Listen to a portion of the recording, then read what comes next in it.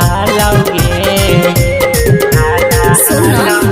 अरे ओटर पटर काहे छोड़ा बोला हई रे छुपावे वाला राज तू खोलो हई रे हम कहनी कि ना जीव कर दिल पे राजी महीना या कष्ट हले रे भले थोड़ा कष्ट हले रे बाकी सब मस्त हले रे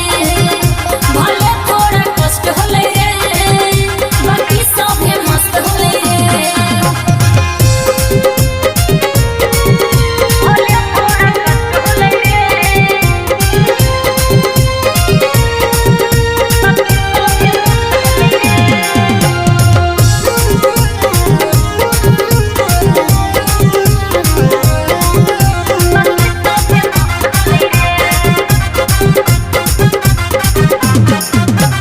कैलियो हल प्यार नाही कईनी सपोर्ट गे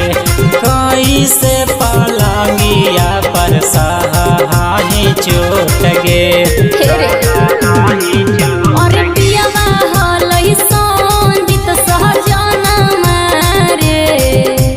चुमा लेके बिगड़ कई मोर मनवा